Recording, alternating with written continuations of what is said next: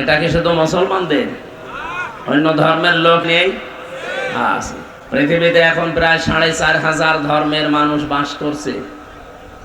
প্রতিটি ধর্মে তাদের ধর্মীয় গ্রন্থ আলাদা আলাদা আছে, কিন্তু পৃথিবীর কোন ধর্মগ্রন্থ তাদের ধর্মীয় গুরু যারা, ঠাকুর যারা, পুরোহিত যারা, এই মুরব্বী মানুষ ছাড়া তারা এই কিতাব পড়তে দেয় না।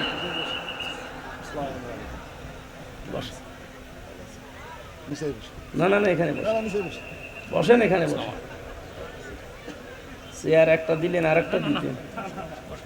ঠিক আছে। এই এখানে কি করেন এত মানুষ? বসেন। আসসালামু আলাইকুম। সবাই ভালো আছেন তো? আমরা হুজুরের বয়ান শুনি।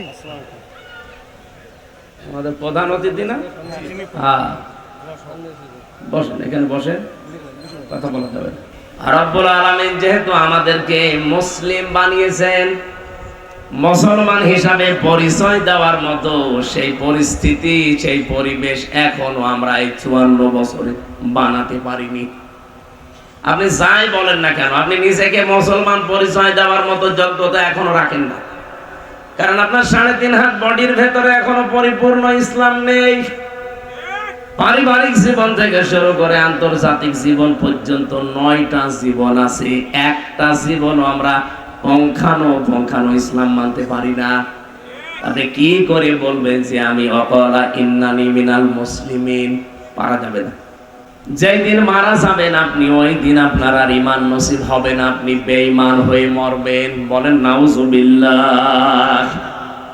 এটাতে কত বড় একটা ক্ষতি হয়ে যাচ্ছে, কোনদিন আর উঠে আসবে এটা? ছোট্ট এই জীবনের জন্য আল্লাহ রাব্বুল আলামিন সতর্কবাণী দিয়েছেন। সূরা আলে ইমরানের 185 নম্বর আয়াতে পড়েছি, ফামান যুহজিহা আনিন নারি ওয়া উদখিলাল জান্নাতা ফাকাদ ফাজ ওমাল হায়াতুদ দুনিয়া ইল্লা মাতাউল গুরুর। পৃথিবীতে ওই লোকটার জীবন সফল যাকে আমার আল্লাহ জাহান্নামের আগুন থেকে মুক্ত করে জান্নাতি বলে ঘোষণা দিয়েছে। এই একটা অর্থ। 2 নাম্বার অর্থ কি? ওই লোকটার জীবন সফলতার দিকে যাচ্ছে যাকে আল্লাহ জাহান্নামের কাজগুলো আস্তে আস্তে ছেড়ে দেওয়ার সুযোগ দেয়, আর জান্নাতের কাজগুলো একটা একটা করার মতো তৌফিক দেয়। আপনি একটা একটা করে মিলান তো, আগে যা করতেন আস্তে আস্তে কি ছেড়ে দেওয়ার মতো অভ্যাস তৈরি হয়েছে? ওইরকম মন মানসিকতা, ওইরকম ঈমান আপনার তৈরি হয়েছে? যদি হয়, বুঝবেন আল্লাহ আপনাকে সফলতার দিকে এগিয়ে দিচ্ছে। আগে হয়তো নামাজ পড়তেন না, এখন নামাজ ধরেছেন এবং নামাজের শিক্ষাগুলো একটা একটা করে আপনি নেওয়ার চেষ্টা করছেন। শুধু নামাজ পড়লেই শেষ হয়ে যায় না, নামাজের প্রায় 27টা শিক্ষা আছে, এগুলো জীবনে বাস্তবায়ন করা লাগে। নামাজ যারা আগে পড়তো না এখন পড়ছে, নামাজের শিক্ষাগুলো নিচ্ছে, আস্তে আস্তে এগিয়ে যাচ্ছে। সে যেন চিন্তা ভাবনা করে, বিশ্বাস করে যে আল্লাহ আমাকে সফলতার দিকে এগিয়ে দিচ্ছে। আমাল হায়াতুদ দুনিয়া ইল্লা মাতাউল গুরুর। পৃথিবীর মানুষেরা দুনিয়ার জীবনটা সম্পর্কে অনেকে সচেতন না। এটা কিন্তু একটা ধোঁকা। এটা কি? আল্লাহ বলছেন এটা একটা ধোঁকা।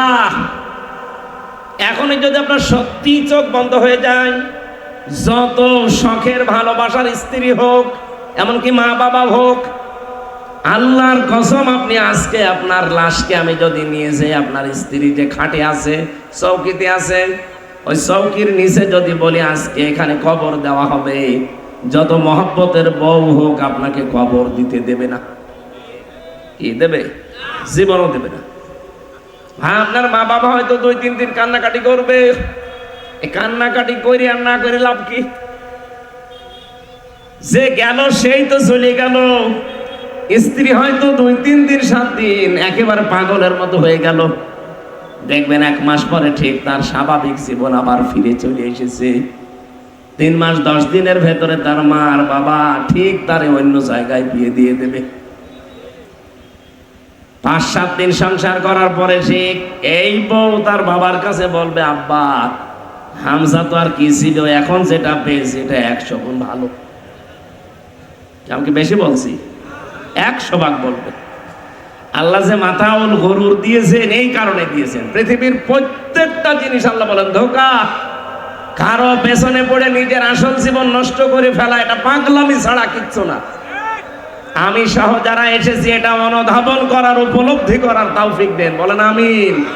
বলেন যার জন্য যা করে যাচ্ছেন, এই যে শরীর ফাঁকি দিয়ে, মানুষকে ফাঁকি দিয়ে, প্রতারণা করে, মানুষের কাছে ধোঁকাবাজি করে আপনি বিশাল কিছু তৈরি করলেন। কি হলো? আপনি এখন মরে যান, মাত্র 50 বছর পরে আপনি আবার ফিরে আসেন। বিশাল অঢেল সম্পদ যার জন্য করেছিলেন, 50 বছর পরে এই বাড়িতে আপনাকে আর ঢুকতে দেবে না। আমার বাবার নাম রিয়াজউদ্দিন, তার বাবার নাম জাহান আলী, তার বাবার নাম নমাজ আলী, এরপরে আমি আর জানি না। এই 3 পুরুষের পরে আমরা জানা নেই। আপনার বাবার নাম কি? তার বাবার নাম? তার বাবার নাম? তো আমার সেটা বাগা, আমি তো তাও 3টা মনে আছে, আর সাদা 2টো মনে আছে। আমার এই 3 পুরুষ নমাজ আলীর বাপ মরে গেছে খুব বেশি আরো 60 বছর হবে। আমি হিসাব করেছিলাম সেদিন। এখন যদি নমাজ আলীর বাপ কবর থেকে উঠে এসে বলে যে কুষ্টিয়ার এই 2 তলা বাড়ি আমার, ওর দাঁত মুখ খুলে ফেলবো না। কিসের নমাজ আলীর বাপ আপনি? আমি তো নমাজ আলীকে চিনি না। এক কথা বলেন না কেন? এইটা দুনিয়া। এটা কি? পড়া কোরআন শরীফের সামারাইজ বক্তব্য এটা, যে এইটা দুনিয়া, এর পেছনে থেকে নিজের আসল জীবনটা নষ্ট করে ফেলো না। আল্লাহ এটা আমাদেরকে সাহাবীদের মতো বোঝার তৌফিক দেন। বলেন আমিন। তাহলে আমি যে মুসলমান এ কথা বলার যোগ্যতা যেহেতু এখনো আমি তৈরি করতে পারিনি, আমার 3.5 হাত বডি, আমার পরিবার, সমাজ, রাষ্ট্র, কোনো জায়গায় এই সিমটমগুলো এখন নেই, আমি দাঁড়িয়ে থেকে বলতে পারছি না যে আমি মুসলমান। কালকে একজন প্রশ্ন দিয়েছিল, আমি ছিলাম কাল চাঁপাইনবাবগঞ্জ, হুজুর বেনামাজির সাথে কোরবানির ভাগ দেওয়া জায়েজ আছে? কি হবে বলেন তো মাসলা? না না, আপনি আন্দাজে বলতে পারেন না। কোরআনে কারিমে কোরবানি সংক্রান্ত বিষয় আমি যত জায়গায় পেয়েছি, আগে আল্লাহ কোরবানির কথা বলার প্রথমে দিয়েছে নামাজের কথা। আপনি দেখবেন যত জায়গায় কোরবানি করো এ কথার নিয়ম আছে কোরআনে। আগে বলেছেন ফাসল্লি লি রব্বিকা ওয়ানহার, আগে নামাজ পড়ো, তারপরে। তাহলে নামাজ আগে না কোরবানি আগে? যে লোকটার সামর্থ্য থাকার পরেও নামাজ পড়ে না, শরীর সুস্থ থাকার পর, ওর জন্য কোরবানি কি? এখন ভাগে কোরবানি দেবে, ঠিক আছে। আমার এই জন্য এখান থেকে আমি বলতে চাই যে যারা নামাজি মানুষ তারা একসাথে দেবেন, আর যারা বেনামাজি তারা একসাথে দেবেন। কারণ ওদেরটা তার হবে না, ও খালি গোশত খাওয়া হবে, সুতরাং ওরা মিল করে দিক। কোরবানির যে প্রথম ইতিহাস আমরা জানি, হযরত আদম আলাইহিস সালাম থেকে এটা আরম্ভ হয়েছিল। পৃথিবীতে একটাই বিধান যেটা একেবারে দুনিয়া তৈরি হওয়ার পর থেকে শুরু হয়েছে, এখনো আছে, কিয়ামত পর্যন্ত থাকবে। ঈদুল ফিতরের যে নিয়ম, এই যে রমজানের পরে যে ঈদ, এটা কিন্তু পৃথিবীর শুরু থেকে ছিল না। কথা বুঝতেছেন?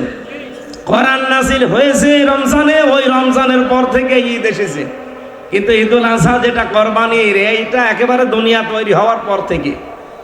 আল্লাহ রাব্বুল আলামিন আমাদেরকে একটা শিক্ষা দিয়েছেন, আতলু আলাইহিম নাবা বানাই আদম বিল হক। সূরা মায়েদার 27 নম্বর আয়াতে আল্লাহ বলেন, হে নবী, আদম নবীর 2 জন সন্তানের কাহিনী আপনার উম্মতদেরকে আপনি যথাযথভাবে শোনাবেন। কি ঘটেছিল তাদের জীবনে? ইদ ক্বাররাবা কুরবানান ফাতুকবিলা মিন আহাদিহিমা ওয়া লাম ইউতাকাব্বাল মিনাল আখার ক্বালা লা আকতুলান্নাকা ক্বালা ইন্নামা ইয়াতাকাব্বালুল্লাহু মিনাল মুত্তাকিন। তাদের শরীয়তের নিয়ম ছিল এরকম একটা ময়দানে অথবা পাহাড়ের উপরে উঁচা জায়গায় তারা একটা পশু জবাই করে এখানে রেখে দিত, আকাশ থেকে আগুনের ঝলকে সেটা পুড়িয়ে ফেলতো। যদি টাকা হালাল হতো, কর্মজীবন যদি পবিত্র থাকতো তাহলে তার, আর যারটা হালাল টাকা না, কর্মজীবন ঠিক নেই, ওইভাবেই পড়ে থাকতো। আমার মাঝে মাঝে মনে হয় আয়াতটা পড়ার পর বাংলাদেশে যদি এই শরীয়ত এখন থাকতো, আমার মনে হয় কত হাজির কোরবানি যে ধরা খেত আল্লাহ ভালো জানে। 2.5 লাখ 5 লাখ টাকা দিয়ে তখন আর কিনা না। ও জানতো যে আমার টাকা তো ঠিক নেই, আমি জানি এ ছাতা আমি রেখে আসবো, আগুনের ঝলক এসে পোড়াবে না, পড়ে থাকবে।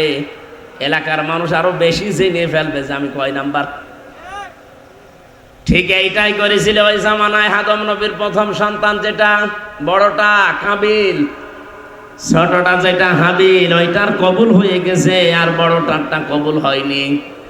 ও তো চিন্তা ভাবনা করবে যে আমার ছোট ভাই বয়সে আমার ছোট, শক্তিতে আমার ছোট, সব দিক থেকে আমার ছোট, অথচ তারটা কবুল হয়ে গেল আর আমি এত কিছু করলাম আমারটা হচ্ছে না কেন, একটু আবিষ্কার করি না। অবশ্যই তোরটা কেন হয়েছে, আমি তোরই মেরে ফেলবো। আজ বাংলাদেশ সহ বিশ্বের দিকে তাকান, আয়াতটা পড়ার পরে আমার কাছে ঠিক এইটাই মনে হয়, অনেক কাবিল এখন দুনিয়ায় ঘুরে এসেছে। অন্যের সাথে যখন পাল্লা দিয়ে পারে না, চরিত্রের সাথে, ইমানের সাথে, তার কাজ করবে অ্যাক্টিভিটিসের সাথে যখন পেরিয়ে দেয় না, বলছে তোরে আমি আর বাঁচতে দেব না, তোরে মেরে ফেলবো। আপনি তার মতো হতে পারেন না, আপনার জীবন পবিত্র না, আপনার কর্মজীবন ঠিক নেই, আপনার বাস্তবতা ঠিক নেই, আপনার টাল্লা নেবে কি করে? যাদেরটা নিচ্ছে এখন তাদের মতো না হয়ে যদি বলেন তোদেরকেই মেরে ফেলবো, কি হবে মেরে ফেলে? ওই সময় সেই দুনিয়ার প্রথম দিনই কাবিল এই কথা বলার পরেই হাবিল জবাব দিয়েছিল, ক্বালা ইন্নামা ইয়াতাকাব্বালুল্লাহু মিনাল মুত্তাকিন।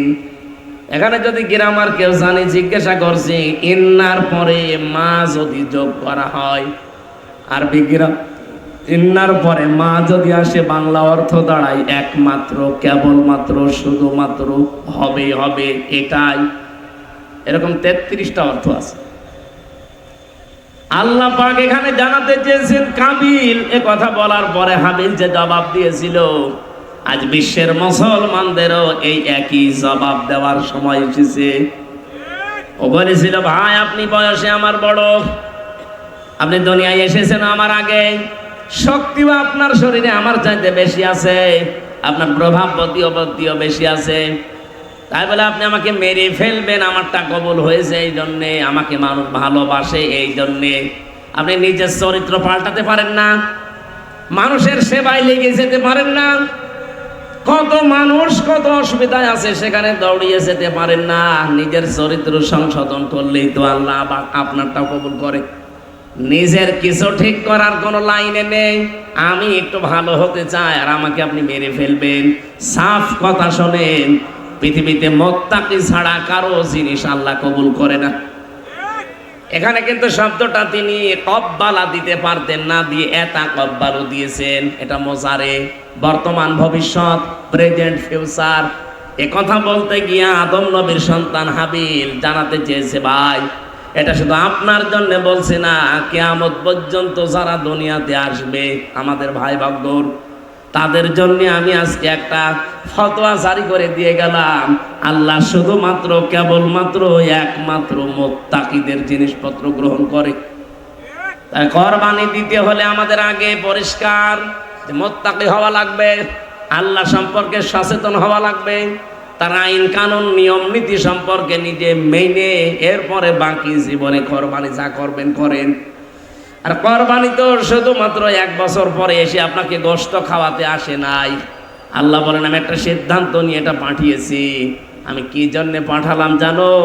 আমি চাই পশুর গলায় ছুরি দেওয়ার সঙ্গে সঙ্গে নিজের ভেতরের পশুত্বগুলোকেও কোরবানি দেওয়া লাগবে।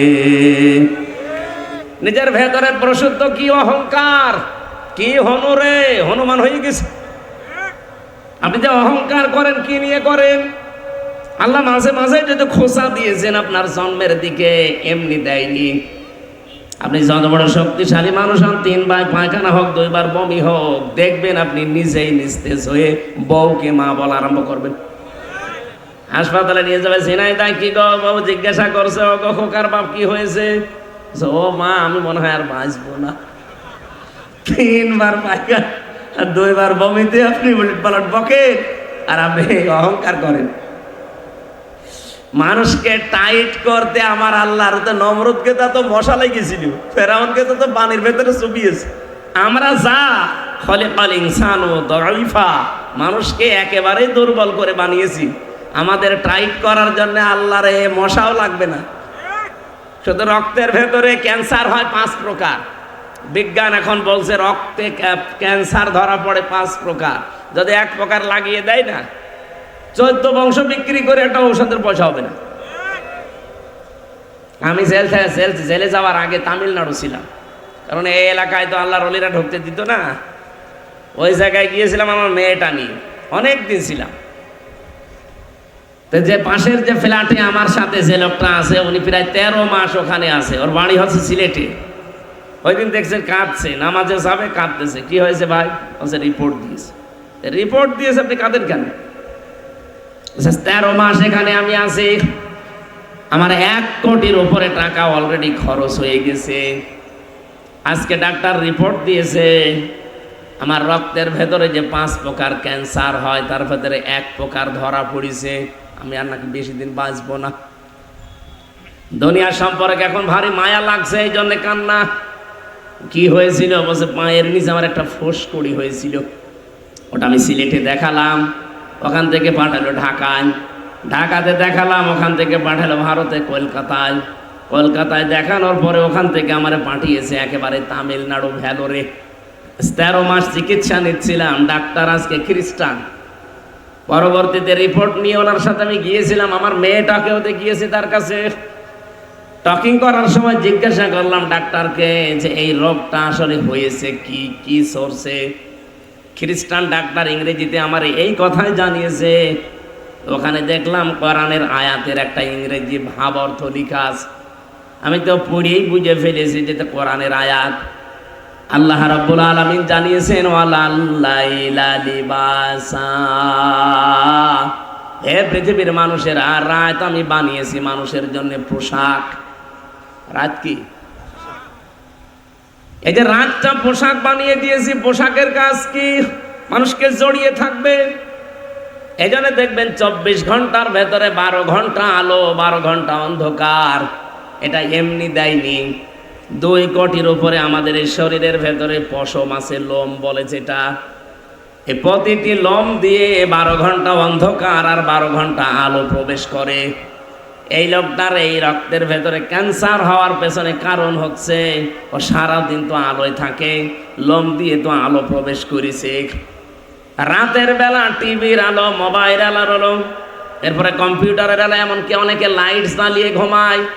এই আলোগুলো তখন প্রবেশ করেছে। দিনের বেলায় আলো, রাতের বেলায় আলো, অন্ধকার তো প্রবেশ করতে পারেনি শরীরে।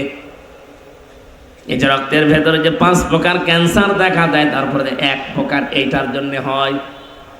অথচ এই হাদিসটা উনি যে আয়াত লিখেছে, আয়াতের ইংরেজি অনুবাদ লিখেছে, ভাব অর্থ লেখা আছে। ওখানে আমি ওনাকে হাদিস শুনিয়েছিলাম যে কথা, আমাদের ধর্মের যিনি প্রচারক, উনি তো খ্রিস্টান, আমাদের ধর্মের যিনি প্রচারক, আমরা যাকে প্রফেট বলে জানি, মুহাম্মদুর রাসূলুল্লাহ, এই আপনি যে লিখলেন এখানে ভাবার্থ, এই কথাটা 1500 বছর আগে জানিয়েছে যে উম্মতেরা রাতের বেলা যখন ঘুমাবে তখন লাইট বাতি এই আলো বন্ধ করে ঘুমাইও। নবীজি হয়তো বলেছিলেন এ কথা না যে পশম দিয়ে আলো প্রবেশ করে, অন্ধকার প্রবেশ করে, এটা বলেননি। কিন্তু বিজ্ঞান এখন বুঝতে পারছে যে কেন প্রবেশ করে। বিজ্ঞানের ওই সময় যদি 1500 বছর আগে এত উৎকর্ষ হয়ে যেত, নবীজি এই কথাও বলেছিলেন। কি বুঝলেন এখান থেকে? মানুষকে টাইট করতে আল্লাহকে এখন কামান ফিট করা লাগবে। এখানে আপনি বসে আছেন, প্যারালাইজড আল্লাহ করে দিতে পারে, আপনি এখন আর বাড়িও যেতে পারবেন না, বসে থাকা লাগবে। এই জন্যে শুধু কোরবানি আসবে আর একটা 2.5 লাখ টাকার গরু জবাই করে খেয়ে ফেলবেন না। আল্লাহ বলতে চান তোর ভেতরের পশুত্ব, হিংসা, অহংকার, দাম্ভিকতা, রিয়া, মানুষ দেখানো, যেটা এটা আজকে জবাই কর। এইভাবে যদি কোরবানি জবাই করতে পারে, সারা জীবনের কোরবানি না, 1 কোরবানিতেই তোর জীবনে প্রতিটি পশমে পশমে নেকি আমার আল্লাহ লিখে দেবে।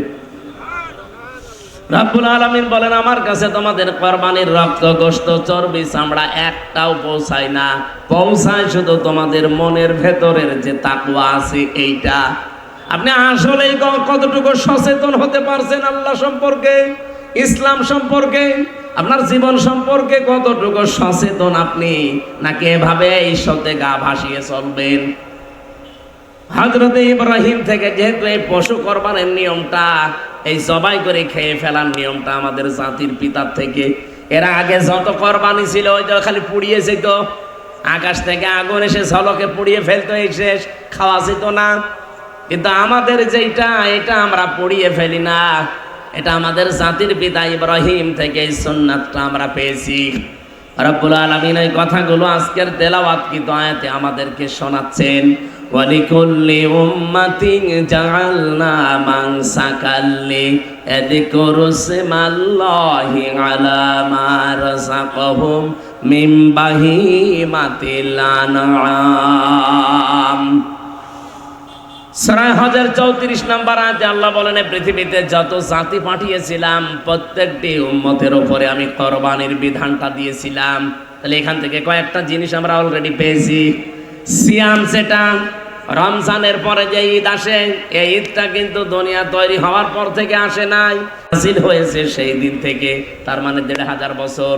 আর ঈদুল আজহা যেটা আসতেছে আর 13 দিন পরে, ঈদুল আজহা এই 13 দিন পরে যেটা আসবে কোরবানির ঈদ, এটা একেবারে দুনিয়া তৈরি যেই দিন হয়েছে ওই দিন থেকে।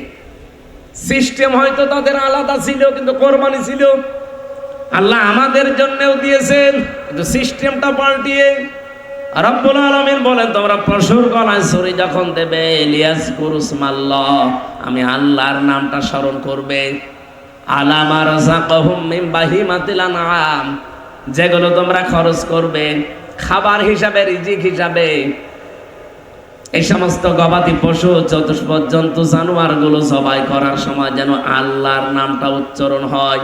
এটা শুধু কোরবানির দিন না, যতদিন বেঁচে আছো এই নিয়মটা মনে রাখবা, আল্লাহ বাদে অন্য কারণ আমি উৎসর্গ করা জায়েজ নেই। কিন্তু বাংলাদেশে বহু দরবারে, বহু পীরের কাছে, বহু খানকায়, বহু মাজারে আমি নিজে দেখেছি আল্লাহ বাদে অন্যের নামে জবাই হয়। কথা বুঝতেছেন? এটা যেহেতু জায়েজ নেই আল্লাহ বাদে অন্যের নামে জবাই করা, এই বিষয়টা ক্লিয়ার থাকবেন। যত বড় পীর হোক, আটরশি হোক, আর চরমনাই হোক, আর দেওয়ানবাগি হোক, রাজার বাগি, সুরেশ্বরী যাই হোক, কোন দরবারে যদি ইয়া খাজা বলে জবাই করে, ওটা হারাম। এরকম ভুল পথে যাবেন না। হয়তো অনেকে না জেনে আবেগে চলে যাচ্ছেন যে আল্লাহর ওলির কাছে যাচ্ছি, সব মাফ, কিন্তু শিরিক হয়ে যাচ্ছে। আল্লাহ কোরবানির বিধান দেওয়ার দ্বিতীয় সেক্টরে এটা দিয়েছেন। প্রথম বলেন, ওয়ালিকুল্লি উম্মাতিন জাআলনা মানসাকান, প্রত্যেকটি উম্মতের জন্য আমি মানসাক দিয়েছিলাম। মানসাক মানে নুসুক শব্দের শাব্দিক অর্থ হচ্ছে তিনটা। 1 নম্বরে কোরবানি, এই যে জবাই করা। 2 নম্বরে হজের কাজ এখন যারা করছে। 3 নম্বরে পৃথিবীর ইবাদত বন্দেগীতে যে কষ্ট স্বীকার করা হয়, এই কষ্টের নাম নুসুক। তাহলে আপনি এখানে হয়তো ওই 2টা না ধরলেও কোরবানি তো ধরতে পারেন, যে প্রত্যেকটি জাতির উপরে যেহেতু কোরবানি ছিল, আমাদের উপরেও ছিল। রব্বুল আলামিন এই কোরবানি দেওয়ার সময় প্রথমই বললেন যে আল্লাহর নাম যেন তোমরা উচ্চারণ করতে পারো। মাসলা এসেছে, যার যে সামর্থ্য আছে সে যেন নিজ হস্তে নিজের কোরবানিকে জবাই করে, আর এই মনে করে যে আল্লাহ পশুর গলায় শুধু ছুরি দেয়নি, আমার যত জীবনে অহংকার, হিংসা, রিয়া আছে, এইটার আমি ছুরি দিয়ে জবাই করে দিলাম। আমার তো মনে হয় শুধু এই শিক্ষাটা বাংলাদেশে যত মানুষ কোরবানি দেবে এবার, অন্য কারো লাগবে না। শুধু এরা যদি এই শিক্ষাটা নিতে পারে, আগামীতে বাংলাদেশে ইসলাম কায়েম হয়ে যাবে। কারণ আমি আমার হিংসা, অহংকার, তাকাব্বুরি যা আছে সব আজকে আমি জবাই করে দিলাম, আমি তো এখন নিরীহ। আলামা রাযাকাহুম মিন বাহিমাতিল আনআম, এই চতুষ্পদ জন্তু, জানোয়ারগুলো, গৃহপালিত পশুগুলো জবাই করবে তোমাদের রিস্কের জন্যে। ফাইলাহুকুম ইলাহু ওয়াহিদুন ফালাহু আসলিমু, তোমাদের ইলা, আমাদের ইলা একজন, সুতরাং তার কাছে আত্মসমর্পণ করো। এই আয়াতটা এখানে আমি নিয়ে এসেছি এই জন্যে, কোরবানির দ্বিতীয় ধাপ, প্রথম ধাপ যেটা আদম নবীর থেকে ওটা আগুনে পুড়িয়ে ফেলার সিস্টেম, আর দ্বিতীয় ধাপ যেটা আমরা আমাদের জাতির পিতা ইব্রাহিম থেকে পেয়েছি, পশু জবাই করে খেয়ে ফেলা। তাহলে এই জাতির পিতা কেন তিনি জাতির লোককে এবার শোনালেন যে তোমাদের ইলা আমাদের ইলা একজন? ওই যে সূরা আনামের যে আয়াত আমি পড়ে তাফসীর করার জন্য বসেছিলাম, এবার আমি ওই জায়গায় যাচ্ছি। وَإِذْ قَالَ إِبْرَاهِيمُ لِأَبِيهِ آزَرَ أَتَتَّخِذُ أَصْنَامًا آلِهَةً। হযরত ইব্রাহিমের কথা আল্লাহ বলেন একটু স্মরণ করো পৃথিবীর মানুষেরা, যখন সে তার বাবাকে ডাক দিয়ে বলেছিল, হে আমার পিতা আজর, আতাত্তাখিযু আসনামান আলিহা, এই যে বড় বড় মূর্তিগুলো আপনি নিজে দেখি আপনি হাতে করে বানান।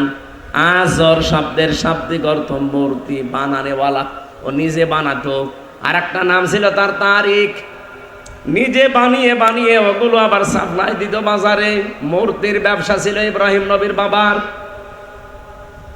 আপনি নিজে এগুলো বানান, নিজেই তার সামনে দেখে মাঝে মাঝে মাথা নত করেন, কি যেন মনে মনে বলেন তার কাছে, এগুলো কি আপনি ইলাহ মনে করেন নাকি? ইন্নী আরাকা ওয়া কওমাকা ফি যালালিম মুবিন, আমি তো আপনাকে আর আপনার এই জাতির লোকদেরকে একটা স্পষ্ট বিভ্রান্তির ভেতরে দেখতে পাচ্ছি। আল্লাহ পাক বলেন এই কথা ইব্রাহিম কেন বলেছিল জানো? ওয়াকাযালিকা নুরি ইব্রাহিমা মালাকুতাস সামাওয়াতি ওয়াল আরদ ওয়া লিয়াকুনা মিনাল মুকিনিন। রব্বুল আলামিন বলেন আমি নিজে তাকে দেখিয়েছিলাম আকাশ আর জমিনের রাজত্ব কি করে চালাতে হয়। আমি নিজে তাকে এগুলো, এই জ্ঞানগুলো তাকে দেখিয়েছি, আবার শিখিয়েছি। শুধু দেখিয়েছি না, এই দেখার পরে ইব্রাহিম আলাইহিস সালাম দৃঢ় বিশ্বাসীদের অন্তর্ভুক্ত হয়ে গেছে। আল্লাহর নবী ইব্রাহিম কিন্তু খোঁজ করে অনুসন্ধান করে আল্লাহকে পেয়েছিলেন। আমাদের মতো কেউ দেখিয়ে দিয়েছে তা না, তিনি খোঁজ করেছিলেন। আল্লাহ এখানে তিনটা উদাহরণ একটার পরে একটা দিয়েছেন। ইব্রাহিম নবীর আয়াত থেকে আমি জীবনী পড়ে দেখেছি 50টা পরীক্ষা আমার আল্লাহ তাকে দুনিয়ায় করেছিলেন। একটা পরীক্ষায় আমাদের জাতির পিতা ফেল করেননি, প্রত্যেকটা পরীক্ষায় তিনি পাশ করেছিলেন। এই আয়াতের ভেতরে 3টা পরীক্ষা অলরেডি হয়েছে। আপনি দেখেন, আমি যে কথা শিক্ষা এখান থেকে দিতে চাই আপনাদের, জাতির পিতা ইব্রাহিম নবী খোঁজ করে অনুসন্ধান করে করে আল্লাহকে পেয়েছিলেন, আর আমাদেরকে চোখে আঙ্গুল দিয়ে হক দেখিয়ে দিল, আমরা মানতে চাই না। ভালো করে খেয়াল করেন, ইব্রাহিম নবীকে আল্লাহ যত নাম দিয়েছেন, খলিল, সিদ্দিক, আল্লাহর নবী মুহাম্মদ রাসূলুল্লাহকে আল্লাহ নাম দিয়েছিলেন 33টা, আর খলিল ইব্রাহিমকে আল্লাহ গুরুত্বপূর্ণ নাম দিয়েছিলেন 2টা, একটা খলিল আর একটা সিদ্দিক। এটা সূরা মারিয়ামের 41 নম্বর আয়াতে আপনি এই তথ্যটা পাবেন। ওয়াযকুর ফিল কিতাবি ইব্রাহিমা ইন্নাহু কানা সিদ্দিকান নাবিয়্যা। এই কিতাবের ভেতরে আমি ইব্রাহিমের আলোচনা দিলাম। নিশ্চয় সে ছিল 1 নম্বরে সিদ্দিক, সত্যনিষ্ঠ, এবং 2 নম্বরে সে ছিল নবী। ও বাংলার মুসলমানেরা, এখান থেকে আর একটা শিক্ষা আমি পেয়েছি যে শুধু সত্য কথা বললেই সত্যবাদী মানুষ হয় না। সত্যকে সত্য জানার পর দ্বিধাহীন চিত্তে পৃথিবীর সব কিছুকে দুপায়ে ঠেলে দিয়ে যারা সত্যকে সত্য জানার পরে চিন্তা ভাবনা বাদ দিয়ে যারা মেনে নিতে পারে, এরাই হচ্ছে সিদ্দিক। আপনি কথা বোঝেননি, এদিকে তাকান। সিদ্দিক মানে সত্য কথা বললে সিদ্দিক হয় না। কিয়ামতের দিন যেহেতু 4 প্রকারের যে কোনো এক প্রকার মানুষের সাথে আপনাকে ওঠা লাগবে। মিনান নাবিয়্যিনা ওয়াস-সিদ্দিকিনা ওয়াশ-শুহাদা ওয়াস-সালিহিন। হয় আপনি নবীদের সাথে উঠবেন কিয়ামতে, নাই সিদ্দিকদের সাথে উঠবেন, নাই সালিহিন বান্দাদের সাথে উঠবেন, নাই শহীদদের সাথে উঠবেন। এর বাইরে আর কোনো লোক নেই, কাতারও নেই। যদি এর বাইরে কোনো কাতারে আপনি চলে যায়, আপনি জাহান্নামী। তাহলে 1 নাম্বার নবীদের কাতারে ওঠা সম্ভব না, কারণ ও কাতারে শুধু নবীরা থাকবে। 2 নাম্বারে সিদ্দিকদের কাতারে উঠতে চাই, যেহেতু জাতির পিতা সিদ্দিক ছিলেন। সিদ্দিক মানে শুধু সত্য কথা বললেই মানুষ সিদ্দিক হয় না। সিদ্দিক মানে এই পৃথিবীতে যারা সত্যকে সত্য জানার পর অনেক কিছু ছাড় দেওয়া লাগবে এটা গ্রহণ করতে গেলে, তারপরও সব কিছুকে দোপায় দিলে দ্বিধাহীন চিত্তে যারা সত্যকে মেনে নিতে পারে এরাই হচ্ছে সিদ্দিক। আবু বকর সিদ্দিক তার এমনি হয়নি। মেরাজের মতো এত বড় আশ্চর্য কাহিনী, যেখানে আল্লাহ পর্যন্ত নিজে আশ্চর্য বোধ করেছেন যে সুবহানাল্লাযী আসরা বিআবদিহি। সুবহান মানে আশ্চর্য, সুবহান মানে কি? এই ঘটনাটা এত বেশি আশ্চর্য, মেরাজের কাহিনী, আল্লাহ বলেন আমি নিজে বলতে গিয়ে সুবহান ব্যবহার করলাম। আবু জাহেল তো বিশ্বাসই করে না, আর পাগল বলেছে নবীকে। হযরত আবু বকরকে রাস্তায় পেয়ে বলে তোমার নবী এতদিন পর্যন্ত যায় বলতো, যায় কিছু করতাম, কিন্তু আজকে তো পাগল হয়ে গেছে পুরা। এই কথা বলেছে। হযরত আবু বকর ছুটে গেলেন নবীজির কাছে, ডাক দিয়ে বলে হে রাসূল আপনি বলেছেন? বলে হ্যাঁ। তোমার বিশ্বাস হয় না? বলে হে নবী আমি জানি সারা জীবন নদীর পানি এদিকে চলছে, হঠাৎ করে যদি বলেন না উল্টা দিকে আরম্ভ হয়েছে, আমি 1 সেকেন্ডও দেরি করি না আপনার কথা বিশ্বাস করতে। নবীজি ওই দিন বলেছিলেন আবু বকর যে কথা বলতে আল্লাহ নিজে আশ্চর্য হয়ে গেলেন, আবু জাহেল তো বিশ্বাসই করে নাই, আর তুমি কোনো প্রশ্ন ছাড়া বিশ্বাস করে নিলে। তোমাকে তো আজকে খালি হাতে ফেরত দেব না, আজকে তোমার নামের শেষে একটা লাকব লাগিয়ে দিলাম, কিয়ামত পর্যন্ত তুমি আবু বকর না, তুমি আবু বকর সিদ্দিক। এটা রেকর্ড হচ্ছে বলে বলছি, মাথায় মগজ থাকলে একটু ভাবেন। সত্যকে সত্য জানার পরে অনেক কিছু বাধা আসবে। দুনিয়ার সব কিছুকে পেছনে ফেলে দিয়ে যারা ইব্রাহিম নবীর মতো আবু বকরের মতো গ্রহণ করে চলতে পারবে এরাই হচ্ছে সিদ্দিক। কিয়ামতের দিনে এই মানুষগুলো এদের কাতারে হাজির হবে। আপনাকে ইব্রাহিম নবী খোঁজ করে করে অনুসন্ধান করে করে সত্য খুঁজছিলেন। ফালাম্মা জান্না আলাইহিল লাইলু রা কাওকাবা, তিনি প্রথমে দেখলেন রাতের বেলা তারকা। উনি বললেন ক্বালা হাযা রাব্বি, এটা আমার রব। ফালাম্মা ফালা ক্বালা লা উহিব্বুল আফিলিন, যখন তারকা অস্তমিত হয়ে গেল তখন বললেন না, যে স্থির থাকতে পারে না, যে আমার সামনে নেই, অদৃশ্য হয়ে যায়, এরকম জিনিস আমি মানি না। এরপরে রাতের বেলা দেখলেন এর চাইতে একটু বড় চাঁদ। ফালাম্মা রাল কমারা বাসিকান ক্বালা হাদা রাব্বি, ফালাম্মা ফালা ক্বালা লা ইল্লাম ইয়াহদিনি রাব্বি লাকুনান্না মিনাল কওমিদ দাল্লিন। চন্দ্র দেখার পর যখন সকালবেলা আস্তে আস্তে ডুবে গেছে, বলে না এটাও মানি না। পরবর্তীতে 3 নম্বরে তিনি সূর্য দেখলেন। ফালাম্মা রা শামসা বাসিকাতান ক্বালা হাযা রাব্বি হাযা আকবার, বলেন এটা শুধু রব না, এটা বিশাল বড়। সকালবেলা সূর্য দেখে বললেন এটার বাইরে আর কাউকে মানি না। সন্ধ্যাবেলা এসে যখন দেখলেন যে না এটাও নেই, তিনি বললেন ফালাম্মা ফালাত ক্বালা ইয়া কওমি ইন্নী বারিউম মিম্মা তুশরিকুন। না আমার জাতির লোকের আজকে কান খাড়া করে শোনো, 3টা জিনিস আমি পরপর দেখেছি, একটাও স্থির না, স্থায়ী না। যেটা স্থির থাকে না, স্থায়ী থাকে না, ডুবে যায়, নষ্ট হয়ে যায়, ওর কাছে আমারে মাথা নত করবো না। নড়াচড়া করার ক্ষমতা রাখে না, নিজের বিপদে পড়লে নিজেকে বাঁচাতে পারে না। আর জাতির লোকদেরকে একটা ঘোষণা দিলাম, ইন্নী ওয়াজ্জাহতু ওয়াজহিয়া লিল্লাযী ফাতারাস সামাওয়াতি ওয়াল আরদা হানিফাও ওয়া মা আনা মিনাল মুশরিকিন। অনেকে মনে করে এটা জায়নামাজের দোয়া, না, এটা আপনার ঈমানের দোয়া। জাতির পিতা ইব্রাহিম জাতির কাছে সম্পর্ক ছেদ করে বিচ্ছিন্ন হয়ে ঘোষণা দিয়েছিলেন দ্বার্থহীন কণ্ঠে। আজ যদি বাংলার 18 কোটি মানুষ আমরা 92% মুসলমান, এটা শুধু জায়নামাজে না পড়ে ইব্রাহিম নবী যেভাবে জাতির সামনে পড়েছিলেন আমরাও পড়তে পারতাম। আল্লাহর আইন ছাড়া এদেশে কিচ্ছু চলতো না।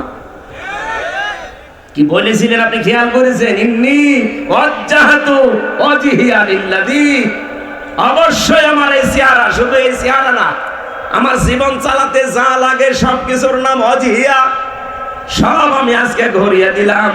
ফাতারাস সামাওয়াতি ওয়াল আরদ, আসমান আর জমিন যিনি কোনো মডেল ছাড়া বানিয়েছেন। ফাতারা মানে কোনো মডেল নমুনা ছাড়া, কোনো কিছু দেখে দেখে না, এমনিতেই যিনি বানাতে পারেন তাকে ফাতারা বলা হয়। আসমান আর জমিনকে আল্লাহ একটা দেখে আরেকটা বানিয়েছেন। বলেন বলেন, উনি ঘোষণা দিলেন যিনি একেবারে মডেল ছাড়া নমুনা ছাড়া কোনো কিছু দেখা ছাড়া আসমান জমিন বানিয়েছে। আজকে আমি তার দিকে ঘুরলাম হানিফা, একনিষ্ঠ ভাবে। ওমা আনা মিনাল মুশরিকিন, জাতির লোকেরা কান খাড়া করে শোনো, আমি কিন্তু আজকে থেকে আর শিরিক করি না, মুশরিক না। আল্লাহ এত বেশি খুশি হয়েছিলেন এ কথায়, ওই দিন থেকে কিয়ামত পর্যন্ত যত মানুষ আমরা আসি, ঈমানের দাবি করতে হলে একনিষ্ঠ ভাবে এই কথা আপনাকে বলা লাগে। এই কথা বোঝেন? আপনি চিন্তা করেছেন কত বড় কঠিন কথা তিনি জাতির সামনে বলেছিলেন। ঘোষণা দেওয়া দিতে দেরি, নিজের সবচাইতে আপন পৃথিবীতে তার মার বাবা, সবচাইতে আপন বাবা তাকে ডাক দিয়েছে, কি বললি? লাআরজুমান্নাকা ওয়াহজুরনি মালিয়া, আজকে তোকে আমি হয় মেরে ফেলবো, আর আমি যদি বাবা হিসাবে তোরে মারতে না পারি, তুই আমার সামনে জীবনে আর আসবি না, দূরে কোথাও চলে যা, কারণ তোকে দেখলে আমি মেরে ফেলবো। তাহলে ইব্রাহিম নবীর মতো ঈমানের ঘোষণা যদি আজ তার সন্তানেরা আমরা এরকম কঠিন দিতে চাই, বাবাও পর হয়ে যেতে পারে। খালি সিদ্দিক সত্য কথা বললে হওয়া যাবে না। উনি সত্যকে উদ্ঘাটন করেছিলেন, খোঁজ করেছিলেন, অনুসন্ধান করে করে পেয়েছেন, মেনে নিয়েছেন সব বাদ। আর আমাদের চোখে আঙ্গুল দিয়ে দেখিয়ে দেওয়া হয় যে এটা সত্য পথ, এটা সত্যের বিধান। বিভিন্ন রকমের পিছুটানের কারণে আমরা মানতে চাই না, মানতে পারি না। কিসের সিদ্দিক আপনি? কথা কিছু বোঝা যাচ্ছে? আমাদেরকে জাতির পিতা যেমন ইব্রাহিম, আমরা তার সন্তান, বাবা যেমন ছিলেন সন্তানও তার মতো হওয়া লাগবে। কিন্তু অনেক বাবা আছে, বাবা যেমন সন্তানও এরকমই। হযরত ইব্রাহিম নবী আলাইহিস সালামকে আমার আল্লাহ 50টা পরীক্ষার ভেতরে সবচাইতে গুরুত্বপূর্ণ অর্থবহ পরীক্ষা ছিল কোরবানি দেওয়া সন্তানকে। আমার আল্লাহ তাকে সন্তানকে কোরবানি দেওয়ার উদ্দেশ্যে স্বপ্ন দেখান নাই। এখানে প্রশ্ন আসতে পারে, উনি কেন স্বপ্ন দেখালেন? কোরবানি করার কথা বললেই তো হয়ে যেত। আল্লাহর উদ্দেশ্য ছিল না যে ছেলেটাকে জবাই করে ফেলুক, আল্লাহর উদ্দেশ্য ছিল যে আমার কথা মানে কিনা আমি এটা দেখতে চাই। ও ঝিনাইদাবাসী, 1 বছর পরে 14 দিন পরে দিনটা আসতেছে কোরবানির, আল্লাহ এইটাই দেখতে চাবে এবার। সামনে কিন্তু পরিস্থিতি বহু কঠিন। এই কঠিন পরিস্থিতিতে আপনি কি আল্লাহর বিধান শোনার পরে পিছটান আপনার আছে না একবারে ইব্রাহিম নবীর মতো, ইসমাইল নবীর মতো মেনে নিতে পারেন? আল্লাহ এটা দেখবে। এই জন্য ওনাকে সরাসরি হুকুম না দিয়ে স্বপ্নের ক্রাইটেরিয়া দেখিয়েছিলেন, পদ্ধতি, যে এই এই এই করো। আল্লাহ রাব্বুল আলামিন বলেন, আমার আদেশ মানার পরে যখন দুইজনে রাজি হয়ে গেছে, ফালাম্মা আসলামা ওয়া তাল্লাহু লিল জাবিন।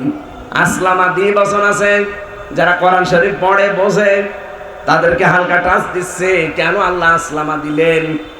কাজ তো করছে ইব্রাহিম নবী, অথচ আসলামা দিয়ে বচন দিয়েছেন এই কারণে হযরত ইব্রাহিম রাজি ছিলেন আল্লাহর বিধান পালনে, ইসমাইল নবীও কিন্তু রাজি ছিলেন আল্লাহর বিধান পালনে।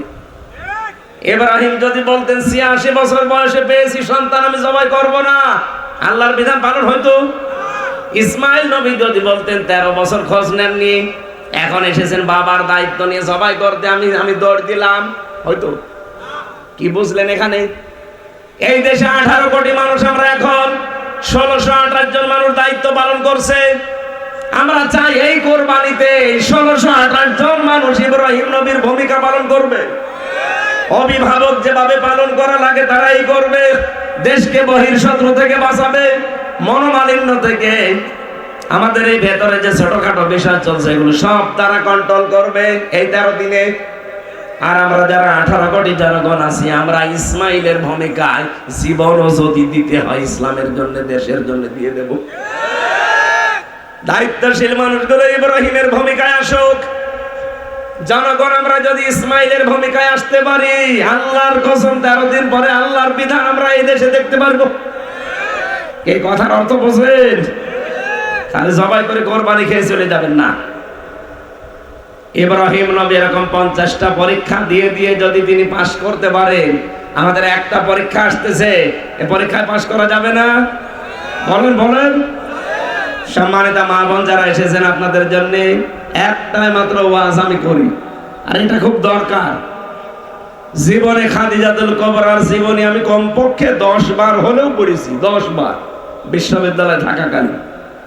তারপর জীবন পড়ে দেখেছি কোনদিন তিনি এক ওয়াক্ত নামাজ পড়েননি, একটা রোজা রাখেননি জীবনে, কোনোদিন না। একদিনের জন্য পর্দায় ছিলেন না, একটা টাকা যাকাত দেননি, একবারের জন্য হজ করেননি। অথচ মহান আল্লাহ এই পৃথিবীতে 2 জন মহিলাকে আল্লাহ সালাম দিয়েছেন, একজন আসিয়াকে আর একজন খাদিজাকে। কিন্তু 2 নাম্বারের বিষয়, আল্লাহ জান্নাতে ঘর তৈরি করে এই দুনিয়াতে 2 জন মহিলাকে সুসংবাদ দিয়েছেন। তার ভেতরে একজন হযরতে খাদিজাতুল কুবরাকে জান্নাতে ঘর বানিয়ে তিনি সুসংবাদ পাঠিয়েছেন। আর একজন মহিলা যার নাম বললাম আসিয়া, এই মহিলাকে আল্লাহ জান্নাতে ঘর বানিয়ে সুসংবাদ পাঠাননি, উনি নিজে চেয়ে নিয়েছিলেন, আল্লাহ তুমি আমাকে জান্নাতে এমন একটা ঘর বানিয়ে দাও যেখানে বসে তোমারে দেখা যায়। এই 2 জন মহিলার জীবনী পড়ে আমি পেয়েছি 2 জনেই স্বামী সংক্রান্ত বিষয়। আসিয়ার স্বামী ছিল পৃথিবীর নিকৃষ্ট মানুষ ফেরাউন। কি কথা বলেন না কেন? এর অত্যাচারে নির্যাতনে জর্জরিত হওয়ার পরে আল্লাহ খুশি হয়েছিলেন। আর একজনের স্বামী ছিল পৃথিবীর শ্রেষ্ঠ মানুষ মুহাম্মাদুর, বলেন বলেন, ওনাকে আল্লাহ সালাম দিলেন আসিয়াকে, আর জান্নাতে উনি বনার পরে ঘর বানালেন। আর খাদিজাকে আল্লাহ শুধু সালামই দেননি, নিজে ঘর জান্নাতে বানিয়ে সুসংবাদ পাঠিয়েছেন। মা বোনেরা যারা এসেছেন, শুধু নামাজ পড়া, রোজা রাখা আর কালো বোরকা পরা ইবাদত না। খাদিজা জীবনে নামাজ পড়লো না, রোজা রাখলো না, একদিনের জন্য পর্দা ছিল না, তাকে আল্লাহ জান্নাত দিল কেন? একটা কারণ পেয়েছি তার জীবনীতে, জীবনে কোনো দিনে একদিনের জন্য স্বামীর মনে তিনি দুঃখ দেননি। এরকম বউ তো এখন ঘরে ঘরে। এখানে একটা স্বামী বলতে পারবেন যে জীবনে আমার বউ 1 সেকেন্ডের জন্য আমাকে কোনোদিন দুঃখ দেয়নি? একটা স্বামী হাত তোলেন তো। আরে মুরব্বি, আমার বউ আছে না? ঠিক আছে, আচ্ছা ঠিক আছে। এ তো মনে হচ্ছে যে মানে সে ভোর নিয়ে বসবাস করছে। আলহামদুলিল্লাহ। আপনার বাড়ি আমি যাবো, যাবো। ও ভালো বউ পেয়েছে। এটা কি আপনার? ও, ওনার ছেলে। যাক, একজন শুধু আছে, এই প্রধান অতিথি হাত তুলতে পারিনি, আমিও পারিনি, কারণ মিথ্যা কথা বলবো কি করে? দুঃখ আমি পেয়েছি, আমি হাত তুলবো কেন? না, সম্মানিত মা বোন যারা বিভিন্ন জায়গায় বসে আছেন, দেখেন মাত্র একটা বুড়ো হাত তুলল, আর বাকি আমরা কি স্বামী? আপনারা না, খাদিজাতুল কুবরার জীবনী অনুসরণ হচ্ছে না। আমি জেলখানায় বসে বসে কয়েকটা জিনিস করেছিলাম। ওরা তো 24 ঘন্টা আমারে তালা লাগিয়ে রেখেছিল, কেউ আমার সাথে কেউ কথাও বলতো না।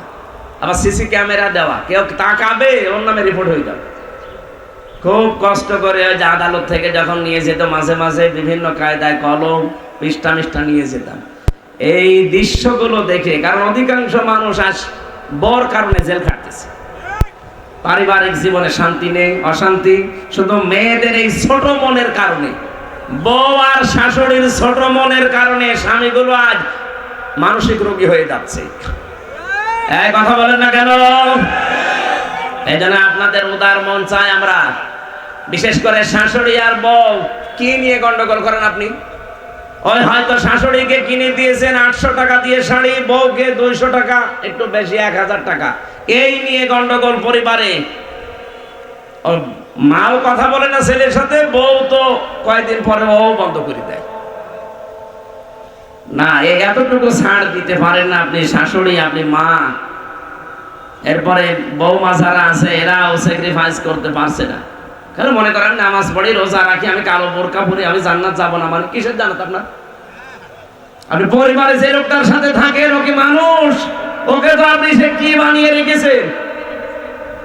মনটা একটু উদার করবেন। এই ন্যারো মাইন্ডের কারণে সমস্যা হয়ে যাচ্ছে, ব্রড মাইন্ডের হওয়া লাগবে।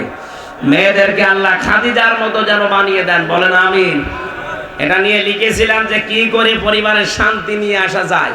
এরকম একটা বই আছে আমার গাড়িতে, নিয়ে বউকে, মেয়েকে, মাকে, ফুফুকে পড়াবেন, মেয়েদের কাজে লাগবে।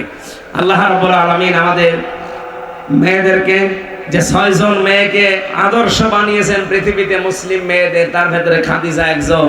তাকে অনুসরণ করার তৌফিক কামনা করছি, আল্লাহ যেন দান করেন মেয়েদের, বলেন আমিন। আমরা যে কোরবানির শিক্ষা হালকা পেয়েছি, এই জীবনে যতদিন কোরবানি আমরা করব, আমাদের শুধু পশু কোরবানি উদ্দেশ্য হবে না। আমাদের জাতির পিতা যা যা করেছিলেন ইমানের উপরে টিকে থাকতে গিয়ে কোরবানিতে, আমাদের এইগুলো যদি সামনে আসে, সামনে যদি সত্যকে সত্য বলে আঁকড়িয়ে ধরার জন্য বাবা মা বাদ দেওয়া লাগে, ইব্রাহিমের মতো বাদ দেওয়া লাগবে। যদি দল বাদ দেওয়া লাগে, ওই দলও বাদ দেওয়া লাগবে। এই কথা বলে না কেন? তাহলে কিয়ামতের দিন সিদ্দিকিন, সত্যবাদী, তাদের সাথে উঠতে পারবেন। আল্লাহ আমাকে সহ প্রত্যেককে এইরকম মন মানসিকতা এবং ঈমান দান করেন, আমিন।